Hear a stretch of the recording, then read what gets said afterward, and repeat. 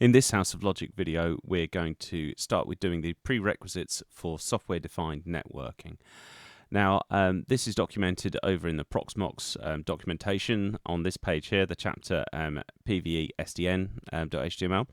And what we're going to do on this is we're simply going to go through the setup procedure. So what we can do is we can take the commands from here and we'll be copying them and pasting them into the console to just actually find out what we need to do. So let's get the console open here, and in fact, let's see if we can dock that. No, we can't. Right, let's go with that then. Right, so we need to do apt update and to install libpve network perl. Seems to be some suggestion that actually we may not need to do this, so let's have a look. Well, we can certainly do the apt update. That won't hurt. Okay, and for the apt install, so I believe that's saying, let's just go back one and just try that again. Yep, so that's already installed, so that's not necessary on the 8.2.4 version. Next, we're going to have a look at the etc. network interfaces file. So you would do this on, you have to do all of these steps on each node, and we're going to have a look at the etc. Network interfaces.d/*. Let's have a look then. So if we do a less / etc. / network / interfaces, we can have a look at that. And okay, yep, that's present as well, so that's not necessary either.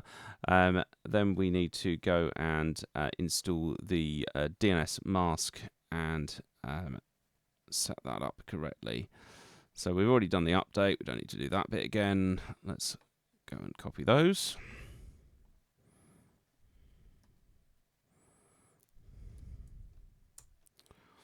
Okay, so that's going to install the additional DNS mask and DNS root data features there. Okay, so it installs it, but actually disables it as a service is the way that it needs to use it. So we're also going to install FFR routing. So it's going to be opt-in. Okay, well, again, we don't need to do the update command, and we just need to do the FRR Python tools installation. And I believe, so that seems to be working fine, so just wait for that to finish. And I'll quickly skim down the remainder of the instructions. And that is it in terms of the initial installation prerequisites. So we will start picking this one up in some subsequent videos where we will be trying out the different versions of the software-defined networking. Nice and short and sweet. That's it for now. Thanks very much for watching. Please like and subscribe if that's your kind of thing, and catch you next time. Thanks very much. Bye now.